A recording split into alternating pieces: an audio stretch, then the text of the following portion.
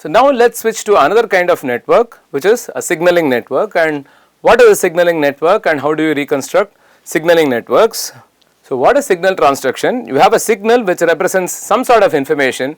It could be the presence of a snake, it could be the presence of glucose, it could be the increase in temperature or whatever, right. So when temperature increases, your body has to sense and start sweating, right. When you see a snake, it's a more crude example, your body starts secreting adrenaline and you start to run, right. Or if a bacterium senses glucose, it sort of sees the glucose, it perceives the glucose, it senses the glucose and starts moving towards that in a solution or a beaker. Chemotaxis is something you may have heard, and because that glucose has evoked this response, right. So what really happens? You have a signal that represents information which is detected by specific receptors and converted to a cellular response. This always involves a chemical process. What is this process? What does this process entail? So this conversion of information to a chemical change is signal transduction, right. And there are two things here. So one is it's an extracellular thing, right. There is an external stimulation that is captured, sensed and translated into an internal response. And majority of the extracellular signals work by complex cascade systems which have a huge amount of amplification. So you see one photon and that causes a lot of changes in the eye and things like that. Like so one photon of light, this basically allows a large number of extracellular, and this basically allows a small number of extracellular signaling molecules to influence the function of a large number of proteins to give a complex physiological response to a signal. So typically this is how it works. So you have a stimulus which is sensed by a sensor, which produces a signal, which then goes through to some transducers, which then interact with regulators or operons and other network proteins to ultimately produce a desired response. And there is typically feedback where the response goes back to the transducers and or the regulators or the signal trying to ultimately make the cell adapt, right. So you stop the temperature in the environment may not change, but you stop sweating too much after a while because your body temperature has come down sufficiently and so on. So this is how it typically looks. So these are classic pictures that you will see in molecular biology textbooks. So you have the cell membrane here.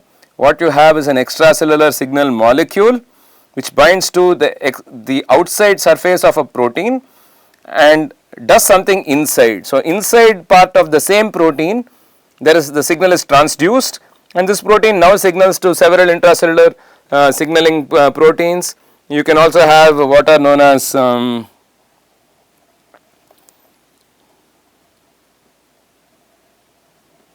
second messengers or small molecules that basically are inside the cell and which ultimately signal either a metabolic enzyme or a gene regulatory protein or even what is known as a cytoskeletal protein to result in altered metabolism, altered gene expression or altered cellular shape and movement as the case may be.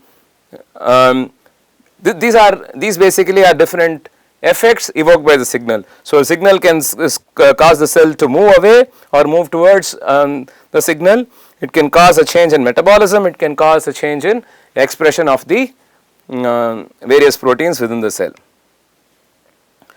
So signaling versus metabolism, this is something that you may have heard. So we will talk about metabolic networks as well.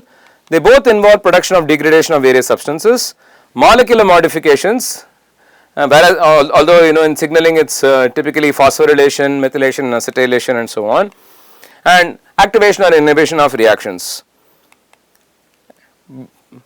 And on the one hand, signaling involves information processing and information transfer, whereas metabolism involves mass transfer. In signaling, the pathways involve compounds of different types and they may form like cascades and complexes which dynamically assemble based on the signal, whereas in metabolism this is a network that is determined by what are all the enzymes that are present and what are all the molecules that are present within the cell, which it is interconverting to various other molecules and so on. And the number of molecules in a signaling process is typically low, and there is a huge level of amplification, and in metabolism the quantity is rather high. You are talking about micromolar and millimolar concentrations, whereas you are talking about like a much smaller set of molecules in signaling. How do you reconstruct these networks? It is basically trying to ask a few key questions and try to capture what are all these components that we see, what are the proteins and other network components that participate, what are the ligand receptor interactions. So, this is called a ligand and this is the receptor protein. So, how does the signaling molecule interact with the receptor protein? What are the receptor and intracellular component interactions, which is here, and then you have a lot of other components within the cell. What are the intracellular component interactions within the cell, and ultimately what are the interactions with DNA and so on, which give rise to various function. Okay. And you can typically talk of a simple connectivity reconstruction or a causal reconstruction, and to simplify things you can just think of this as an undirected graph versus a directed graph, right, and you can think of various levels of complexity trying to capture the exact strength of each interaction, the exact direction, nature of each interaction and so on and so forth. And you typically have the same thing, you have nodes that organize into motifs or then modules and then pathways, ultimately which map signaling inputs to signaling outputs. And there are various other ways to model these as well. I will not get into these because it is beyond the scope of this course, where we are focused mostly on networks and network biology and graph theory to understand biological systems, but you can always write them out as a stoichiometric matrix and capture the interactions between them and so on. Which nicely brings us to the notion of metabolic networks. Here again there are some concepts that are very essential that we can use to study metabolic networks as graphs, and there are also other concepts which are very important to study metabolic networks using other modeling techniques such as constraint based modeling.